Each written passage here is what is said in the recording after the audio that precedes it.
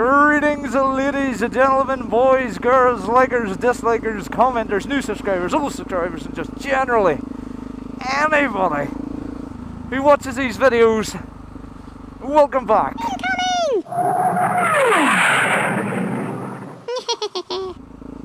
So, ladies and gentlemen, how do you put it? The old complaints are cropping up again here in Northern Ireland that, oh, the garage told me to take my helmet off. Oh, the garage told me to stand up when I'm putting fuel in my bike. Now, where I stand on this issue is exactly what I'm about to tell you. If you go to a petrol pump and they don't say anything, and they let you pump your petrol, and they let you come into the shop, and they let you pay for it, good. If they don't say, for example, let you pour your petrol because you're wearing your helmet, and you start the old adage, oh, it's the law, it's the law, they're going to push back. And when someone pushes back, you push harder. They push harder, you push harder. Deadlock. Now, here's a scenario. Go into a petrol station. You've just been out with the run with the boys, you know, up the coast on a Sunday, you know, and you're, what, say 4 mile, and you need petrol really badly. You call into a petrol station. They asked you to remove your helmet. And you go, no, I'm not moving my helmet. I'm gonna just go to another petrol station. Logic would dictate that there is no way that there's a petrol station within the next 2 to 3 miles. You're obviously going to be gunning it, trying to get to another petrol station, so you can half that mileage your bike's going to do. Same if they don't tell you to take your helmet off, but they tell you, excuse me sir, we can't authorise this pump unless you get off your bike. This is because, and I've heard it from multiple petrol stations in Northern Ireland, this is because some people have a tendency to overfill their bikes. When you overfill your bike, where does the petrol run? All over your tank. What does your tank sit on top of? Your engine. And if you've been out for a run, what temperature do you think your engine's at? Warm. Petrol and warm don't go together. And you're going to turn into the flame. You are going to be fire. I'm not talking about you pulled off some sick cornering and you're on fire. I'm talking about petrol has spilled onto your engine and you are on fire. I think what I'm trying to say is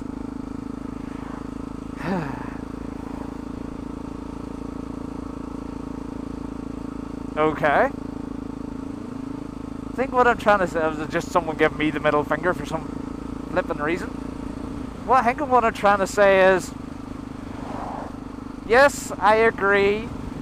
I wholeheartedly agree. I walk into numerous petrol stations with my helmet on and I get pissy when they tell me to take it off. But the last couple of weeks I've seen, not the light, but I've seen the version of the other story. So what I would say is, don't shoot the messenger.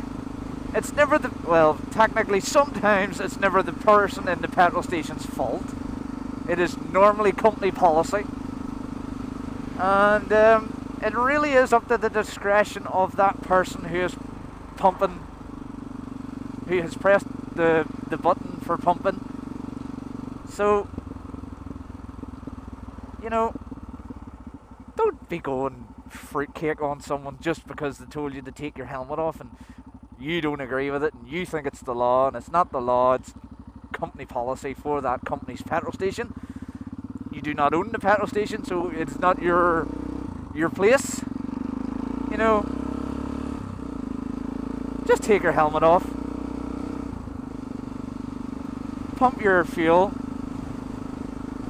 go in, pay for it, and walk away. There's a lot of people will go, oh, I'll just tell all my biker mates not to come here. That's fine, but you also then have to tell all the cars and all the lorries and all the little old ladies who go down to the garage to get their milk not to go to the garage too, before that garage will really give a toss. As for the, could you stand beside your bike? Yes, I agree. It is easier to do it the way with sitting on the bike, get it all done and go. If you're really a stickler for getting off your bike and pumping fuel, go to a self-serve.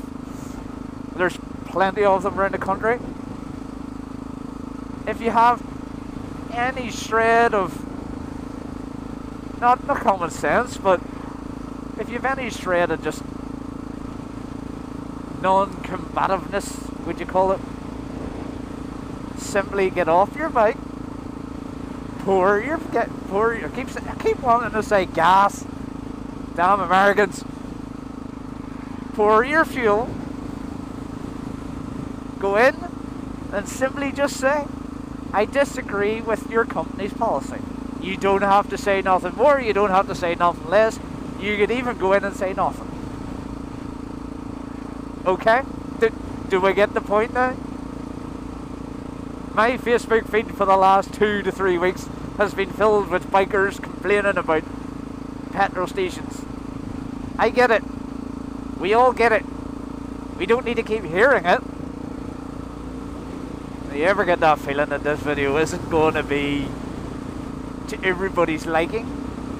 Well, at least I can say the weather's picked up.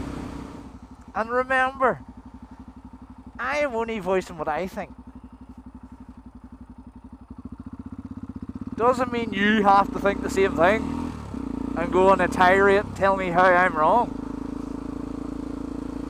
If anybody tells me to take my helmet off when I'm in the garage, I take my helmet off because it's easy. It's easier. So explain to me, tell me your reasons for not liking it. If you don't like it, don't shout at me.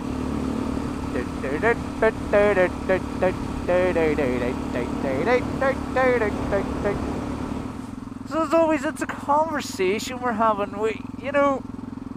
If you were having problems with a certain company, you write to that company and express your animosities and, suggest stuff, Tell them that 90% of bikers aren't thieving little tow rags that steal bikes and want to fill them up with petrol.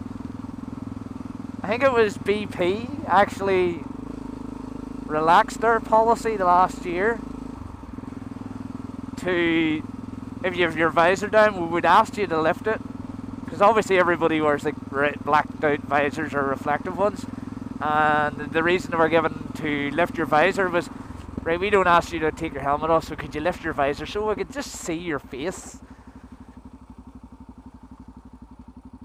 And take it as a compliment. If they're telling you to take your visor off, they think you're under 16. But why an under 16-year-old would be driving an R1 or riding an R1 really, really confuses me. As always, guys, I've been XT Donkey. You guys have been awesome. Don't forget, like, comment if you haven't already, subscribe. And remember, keep it lit. Because if you don't go to a petrol station and do what they tell you, they don't supply the stuff for you to keep it lit. And then who's the idiot? You, because you're stuck. Are you coming?